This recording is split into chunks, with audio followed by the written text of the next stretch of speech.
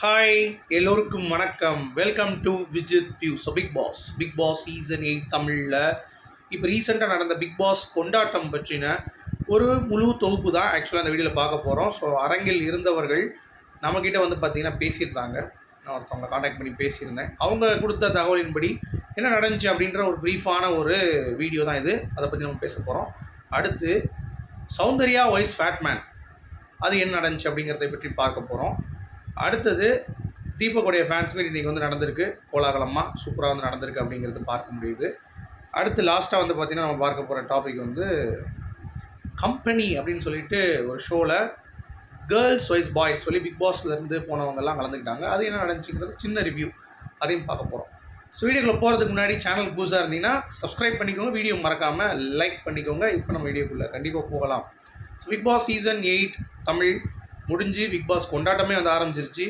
But இன்னும் நம்ம big pass டாப்பிக்லேயே stick ஆகிட்டு இருக்கிறது நிறைய பேருக்கு வந்து பார்த்திங்கன்னா கொஞ்சம் சபலமாக இருக்கும். பட் இது வந்து மெயினாக பிக் பாஸ் கண்டென்ட் சேனல் தான் விஜித் வியூ அப்படிங்கிறது, ஓகேங்களா? ஸோ அதனால் அது சம்மந்தப்பட்ட வீடியோஸ் ஒரு 3 நாள் வாரத்தில் வந்து இறக்கலாம் தான் இருக்கேன். ஸோ ஒரு 4 நாள் வந்து வேறு ஏதாவது இன்ட்ரெஸ்டிங் டாபிக்ஸ் வந்து நம்ம கவர் பண்ணலாம், ஏதாவது டாபிக் இருக்கிறதுல, ஓகேவா? ஸோ அதனால் நான் சொல்லிக்கிறேன். அடுத்து இந்த பின்னாடி வந்து பார்த்திங்கன்னா நம்ம அடுத்து ஒரு பைலட் ஃபிலிம் பண்ணுறோம், ஃபஸ்ட் நைட் அப்படின்னு சொல்லிட்டு நான் தான் டைரக்ட் பண்ணுறேன், நான் தான் நடிக்கிறேன். அதில் இதான் ஃபஸ்ட் லுக் போஸ்டர், பார்த்து நல்லா இருக்கா அப்படிங்கிறத சொல்லுங்கள். அது மட்டும் இல்லாமல் நீங்கள் உதவணும்னு நினச்சிங்கன்னா ஃப்யூச்சருக்கு நான் ப்ராஜெக்ட் வந்து பண்ண போகிறேன், ப்ளஸ் ஆஃபீஸ் வந்து போட போகிறேன். ஸோ நிறைய விஷயங்கள் இருக்குது. ஸோ உங்களால் முடிந்த உதவி முடிந்தால் கீழே வந்து டிஸ்கிரிப்ஷனில் அக்கௌண்ட் நம்பர் எல்லாமே இருக்குது. ஸோ யூபிஐ ஐடி இருக்குது. ஹெல்ப் பண்ணுறவங்க கண்டிப்பாக வந்து பார்த்திங்கன்னா ஹெல்ப் பண்ணுங்கள் அப்படிங்கிறதையும் நான் இங்கே சொல்லிக்கிறேன். இப்போ நம்ம வீடியோக்குள்ளே போகலாம். இந்த ஹெல்ப் வந்து பார்த்திங்கன்னா மேண்டட்ரி கிடையாது, கண்டிப்பாக நீங்கள் பண்ணி தான் ஆகணும் அப்படிலாம் இல்லை. உங்களால் முடிந்தால் நீங்கள் வந்து ஹெல்ப் பண்ணிங்கன்னா கண்டிப்பாக பண்ணுங்கள். அது வந்து எனக்கு யூஸ்ஃபுல்லாக இருக்கும் அப்படிங்கிறத சொல்லிக்கிறேன். அடுத்தடுத்த நகர்வுகளுக்கும் யூஸ்ஃபுல்லாக இருக்கும் அப்படிங்கிறத சொல்லிவிட்டு இப்போ நம்ம வீடியோக்குள்ளே போகலாம். ஸோ பிக் பாஸ் கொண்டாட்டத்தில் என்னென்ன நடந்துச்சுன்னு சொல்லி பார்த்தீங்க அப்படின்னா, மெயினாக வந்து ஜாக்லின் அவர்களுக்கு எல்லா பெண்களும் சேர்ந்து ஒரு அரவணைப்பு கொடுத்து அவங்கள வந்து அப்படியே பூம் பண்ணி ஒரு விஷயம் வந்து நடந்திருக்கு. ஸோ அது வந்து நிஜமாக ஜாக்லின் ஃபேன்ஸுக்கு வந்து ஒரு மிகப்பெரிய ஒரு விஷயமாக இருக்கும் அப்படிங்கிறது பார்க்க முடியுது. ஸோ அது வந்து ரொம்ப ரொம்ப ஜாக்லினுடைய ஃபேன்ஸ் கொண்டாடுவாங்கன்றாங்க. ஏன்னா சூப்பர் ஸ்ட்ராங் அப்படின்ற ஒரு அவார்டு வந்து பார்த்திங்கன்னா அவங்களுக்காக கொடுத்துருக்காங்க அப்படிங்கிறது தான் அப்டேட்டு. ஸோ இது ஒன்று நடந்திருக்கு. அடுத்து வந்து பார்த்திங்கன்னா 25 இயர்ஸ் ஆஃப் ரஞ்சித், அவருக்கு ஒரு இது 25 அதுக்கு மேலே என்னன்னு தெரில, அவருக்கு ஒரு இந்த ஆக்டிங் இண்டஸ்ட்ரியில் வந்து இருக்கார் அப்படின்னு சொல்லிட்டு ரஞ்சித்துக்கு ஒரு ஸ்பெஷலாக ஒரு கௌரவம். தீபக் அவர்களுக்கு கம்ப்ளீட் பண்ணியிருக்காருல விஜய் டிவியில் 20 இயர்ஸோ 25 இயர்ஸோ, அதற்கு ஒரு பாராட்டு மழை. சுனிதாவுக்கு நல்ல ஒரு முக்கியத்துவம் வந்து கொடுக்கப்பட்டிருக்கு. என்னையா சொல்கிறேன் அப்படின்றீங்களா? ஆமாங்க, சுனிதா வந்து விஜய் டிவிலேயே பிறந்து விஜய் டிவிலேயே வளர்ந்து இப்போ கடைசி வரைக்கும் அங்கே தான் இருக்காங்க. ஸோ அப்படி இருக்கும் பொழுது பாராட்டுக்கள் அப்படிங்கிறது கொடுக்கத்தானே செய்யணும் அப்படின்ற மாதிரி தான் இருக்குது. ஸோ இந்த மாதிரி வந்து கொடுத்துருக்காங்க. இது ஒரு முக்கியமான விஷயம். அடுத்து விஷாலுக்கு சரியான மாஸ் பண்ணியிருக்காங்க, வேறு லெவல் மாஸ். சரி, அவர் என்ன பண்ணார் அப்படின்னு சொல்லி கேட்டிங்கன்னா, அவர் ஒன்றும் பண்ணல அந்த பிக் பாஸ் வீட்டில். பட் அவருக்காக ரசிகைகள் விஷாலுக்கு நமக்கே நம்ம சேனலில் கீழே வந்து நிறைய பேர் கமெண்ட் அடிப்பாங்க, பெண்கள்லாம் அப்படின்ட்டு அவங்களாம் அங்கே போயிருக்காங்க போல தெரியுது. அந்த 10 பேர் போய் பயங்கரமான ஒரு செலிப்ரேஷன், பயங்கரமாக மாஸ் பண்ணியிருக்காங்க. அன்ஷிதா, விஷால் அண்ட் நம்ம சுனிதா எல்லாத்துக்கும் வந்து பயங்கரம். இன்னொன்று என்னென்னா, ராஜு பாய் இருக்கார்ல, நம்ம சீசன் 5 டைட்டில் வின்னர், அவர் கூட ஒரு ஃபன் கான்வர்சேஷன் வந்து இந்த பெண்களுக்கு போயிருக்கு. அவங்களுக்குள்ள ஒரு ஃபன் கான்வர்சேஷன் வந்து போயிருக்கு. அது ரொம்ப இன்ட்ரெஸ்டிங்காக இருக்கும் அப்படின்ற மாதிரி சொன்னாங்க. ஏன்னா எல்லாத்தையும் எக்ஸ்போஸ் பண்ண முடியாது அப்படின்ற மாதிரி சொன்னாங்க. தட் இஸ் ஓகே அப்படின்ற மாதிரி நம்மளும் சொல்லிட்டோம். சரியா? அப்புறம் ஜாக்லின் சூப்பர் ஸ்டார் சொல்லியிருந்தோம். அப்புறம் கோவா கேங்கை பற்றி பேசினாங்களான்னு கேட்டிங்கன்னா ஒரு வெங்காயம் கிடையாது, பேசலை. சரி, சோஃபா கேங்கு அந்த இதுவும் கிடையாது. சரி, ஜாக்குமும் எதுவும் கிடையாது அப்படின்ட்டாங்க. அட பாவிகளா அப்படின்ற மாதிரி ஆகிடுச்சு. அடுத்து இந்த டாப் 6 ஃபினாலிஸ்ட் இருக்காங்கல்ல, ஃபைனலேக்கு வந்து அவங்க ஒரு டாப் 6 பிளேயர்ஸ் இருக்காங்கல்ல, அதாவது எப்படி சொல்லலாம், தீபக் வரைக்கும் சொல்லலான்னு வைங்களேன் டாப் 6ல். ஸோ அந்த ரேஞ்சில் பவித்ரா, ரயான், அப்புறம் வந்து முத்துக்குமரன், சௌந்தர்யா மற்றும் பவித்ரா, இந்த மாதிரி ஆட்கள் எல்லாருமே உள்ளே போய் அவங்களுக்கான தனித்தனி ரோஸ்ட் வந்து பார்த்திங்கன்னா பண்ணியிருக்காங்க. சின்ன சின்ன விஷயங்கள் அவங்கள இது பண்ணுறது. அப்புறம் சாச்சனா அவர்களுக்கு ஒரு ரோஸ்ட் வந்து ஸ்பெஷலாக இருக்குது அப்படின்றத சொல்கிறாங்க. இன்னொன்று என்னென்னா, சாச்சனாவுடைய தங்கச்சியும் வந்ததுனால டக்குன்னு ட்ரெஸ் மாற்றிட்டு வந்ததுனால கன்ஃபியூஸ் ஆகிட்டாங்க நிறைய பேர். இது சாச்சனாவோட தங்கச்சி அப்படின்ற மாதிரி, அக்காவா தங்கச்சி அந்த தெரில. அதனால் இந்த 2 கன்ஃபியூஷன் வந்து இருந்தது அப்படின்ற மாதிரி சொன்னாங்க. அது ஒன்று. சரியா? இது ஒரு பாயிண்ட்டு. அடுத்து வந்து ராஜு வந்து ஜாக்லின் அந்த 2 செகண்ட் எப்படிங்க அப்படின்ற மாதிரி வந்து கேட்டே இருந்திருக்காரு. அதுக்கு ஒரு சூப்பரான ஒரு பதில் கொடுத்துருக்காங்க ராஜுவுக்கு. அது ரொம்ப இன்ட்ரெஸ்டிங்காக இருக்கும் அப்படின்னு சொல்லியிருக்காங்க. இதுதான் அதில் நடந்த நிகழ்வுகள் மெயினாக நான் வந்து கவர் பண்ணிட்டேன். ஓகேவா? இப்போ உங்களுக்கு தெரிஞ்சிருக்கும். மற்றபடி கான்ட்ரவர்சி எதுவுமே வந்து இல்லை. எல்லாம் பயங்கரமாக பில்டப்பாக தான் இருந்திருக்கு அப்படின்ற மாதிரி.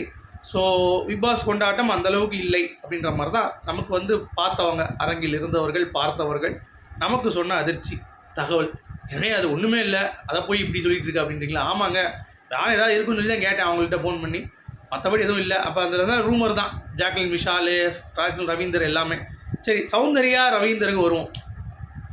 இந்த ரவீந்தர் ஒன்று ரிவ்யூவரா இல்லை கண்டஸ்டண்ட்டா அப்படிங்கிறதே எவனுக்குமே தெரிய மாட்டேங்குது. திடீர்னு வந்து பார்த்தீங்கன்னா ஒரு ஆதாரம் எடுக்கிறாப்புல, ஒரு பூதம் மாதிரி, பட்டணத்தில் பூதம் மாதிரி வந்து உட்காந்துக்கிட்டு அவர் என்னமோ வந்து பார்த்தீங்கன்னா ஒரு வாரத்தில் வெளியே வந்துட்டு என்னமோ கேமை நான் கரைச்சி குடிச்ச மாதிரி வந்து கேள்வியெல்லாம் கேட்டு சௌந்தர்யா கிட்ட மொக்க வாங்கிட்டு வந்தது தான் அந்த மனுஷன் பாவம். சௌந்தர்யாவே ஒன்றும் தெரியாத ஒரு ஆள் அவங்ககிட்ட போய் மொக்க வாங்கினாரா? அப்போ இவர் எவ்வளோ டம்மியாக இருப்பார்னு பார்த்துக்கோங்க. நம்ம ரவீந்தர் தான் போய் ஒன்றும் தெரியாமல் பப்பப்பான்றாப்புல. சௌந்தர்யா பார்த்துட்டு என்ன சார் நீங்களாம் வந்து கேட்குறீங்க அப்படின்ற மாதிரி ஒரே போட்டு விட்டுருச்சு. அதில் சிம்பிளாக வந்து பார்த்தீங்கன்னா நீ எப்படிமா 105 நாள் இருந்த அப்படின்னு கேட்டோடனே அது எல்லாத்துக்கும் இருந்த கேள்வி தான். உடனே ஓப்பனாக சொல்லிடுச்சு, ஏம்மா நானாக இருக்கணும்னு கிளாப்ஸ் அடிச்சிட்டாங்க. சும்மாவே அரங்கத்தை அதிர வைப்பாங்க, இப்போ என்ன சும்மா கேட்க வேணும் அப்படின்ற மாதிரி அடித்து தள்ளிட்டாங்க. அடுத்து கேட்குறாரு, நீ யார் நினைக்கிற, தீபக் உள்ளே வரும்னு நினைக்கிறியா அப்படின்னு சொன்னோன்னே ஆமாம் தீபக் இருந்தால் நல்லா வந்திருக்கும். அப்போ தீபக் உள்ளே வந்திருந்தா மக்கள் யார் வெளியே திருப்பாங்க நினைக்கிறேன் அப்படின்னு. என்ன லூஸ் தானே கேள்வி கேட்டுருக்க அப்படின்ற மாதிரி. மக்கள் அதை முடிவு பண்ண, நான் தானே அதை சொல்கிறேன், மக்கள் முடிவு பண்ணுறேன் எனக்கு எப்படி தெரியும் அப்படின்ற மாதிரி அங்கேயே ஒரு போர்டு போட்டு ஃபேட்மேனை காலி பண்ணிட்டாங்க. சரியா? ஒரே அடி தான். அப்புறம் பெட்டி எடுக்க போனப்போ என்ன சொல்லிட்டு போனது அது எல்லாத்தையும் போட்டு முடிச்சு விட்டுருச்சு. அதெல்லாம் இல்லை, நான் எனக்கு தோணுதான் செஞ்சேன். அப்புறம் முத்துன்னு ஏன் நோண்டிகிட்டே இருந்தேன்னொடனே, ஆமாம் நீ முத்துன்னு வெளியே உட்காந்து நம்ம ஃபேட்மேன் வந்து நோண்டலாம், உள்ளே உட்காந்து அவன் நோண்டக்கூடாதா? பிளேயரா? கரெக்டு தானே?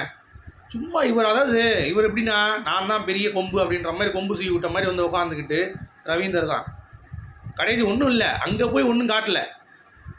அங்கே போய் ஏதாவது விளையாண்டுருந்தா பரவாயில்லையே, அங்கே போய் சும்மா உட்காந்து நல்லா தின்னுட்டு அப்படியே உள்ளே வெளியே வந்துட்டு இங்கே வந்து வெளியே வந்து பார்த்தீங்கன்னா சௌந்தர்யா வந்து கேள்வி கேட்குறாப்லையா. என்னடா அது காமெடியாக இருக்குது அப்படின்ற மாதிரி தான் இருந்துச்சு. இது ரிவ்யூவர்னு வேறு, ரிவ்யூவர்னு இந்த சீசன் வந்தாங்க பாரு, 2 விளங்காதவங்க. ஒன்று ஃபேட்மேன், இன்னொன்று வந்து பார்த்தீங்கன்னா ரியா தியாகராஜன். 2 உறுப்பு இல்லை. ரிவ்யூவருக்கான ஒரு கேடுகட்ட என்ன சொல்கிறது, ரிவ்யூவர் இனிமேல் பிக் பாஸ் கிட்டேயுமே எடுக்க மாட்டேன். ஐயோ வந்தால் இவங்க இப்படி தான் சாவடிப்பாங்க அப்படின்ற மாதிரி, அப்படிப்பட்ட மாதிரி ஒரு. ஆனால் சௌந்தர்யா நல்லா ரிப்ளை கொடுத்து விட்டு முடிச்சு விட்டுருச்சு. எது கேட்டாலும் என்னப்பா இவ்வளோ மூச்சு வாங்குது சார், கொஞ்சம் தான் பேசுங்க அப்படின்ற மாதிரி முடிச்சு விட்டாங்க. ஸோ இது ஒன்று நடந்துச்சு. அடுத்து கம்பெனி. அந்த கம்பெனியில் நிறைய நிகழ்வுகள் கண்டிப்பாக நடந்தது. அதை பற்றி பேசுவோம். முத்துக்குமரன் சௌந்தர்யா முத்துக்குமரன் 2 பேரும் மாற்றி நடுவில் கிடைக்கிற கேப்பில் வன்மத்தை கக்கிட்டு இருந்தாங்க. அந்த 2 போர்ஷன் நல்லா இருந்தது. அவங்கள பற்றி இவங்க பேச என்ன டைட்டில் பண்ணால் பெரிய ஆளா நீ அப்படின்ற மாதிரி. அப்புறம் அதில் ஒரு நிறைய ஆப்ஷன் இருக்குது. குண்டுன்னு வைக்கிறாங்க, பணப்பெட்டின்னு ஒன்று வைக்கிறாங்க, அப்புறம் வந்து எக்ஸ்சேஞ்சுன்னு ஒன்று வைக்கிறாங்க. ஒரு லேடின்னு லேடி உள்ளே வந்துட்டு அவங்க என்ன கேட்குறாங்க எடுத்துகிட்டு அதுலேருந்து இவங்க சம்பாதிச்ச காசுலேருந்து அவங்க ஆசைப்பட்டு கேட்ட பொருள் வந்து கழிச்சுப்பாங்களாம். அந்த மாதிரிலாம் போயிடுச்சு. கடைசி வந்து பார்த்தீங்கன்னா கேர்ள்ஸ் டீம் தான் வந்து வெற்றி பெற்றார்கள். ஆனால் ரொம்ப ப்ளசண்ட்டாக போச்சு அந்த ப்ரோக்ராம். நான் பார்த்தேன், ரொம்ப டீசெண்டாக இருந்தது. பட் முத்து அண்ட் சௌந்தர்யா மாற்றி இவன் கிடைக்கிறப்பலாம் அவள் போடுறான், அவள் கிடைக்கிறப்பலாம் இவனை போடுறான். மாற்றி 2 பேர் வந்து பார்த்தீங்கன்னா அடித்து நொறுக்கி ஓரளவு முடிச்சு விட்டாங்க. டேய் பிக் பாஸ் முடிஞ்சு டாக்ஸிக் ஃப்ரீன்னு சொல்லிட்டாங்க, இன்னும் ஏன்டா உட்காந்து நீங்கள் 2 பேரும் வந்து சண்டை போட்டிருக்கீங்க அப்படின்ற மாதிரி தான் கேட்க தோணுச்சு. மற்றபடி எதுவும் இல்லைங்க, இவ்வளோ தான் மொத்தமாக நிகழ்வுகள். ஸோ உங்களுடைய கருத்துக்கள் என்ன அப்படிங்கிறத சொல்லுங்கள். மீண்டும் அடுத்த சந்திப்போம். அது வரைக்கும்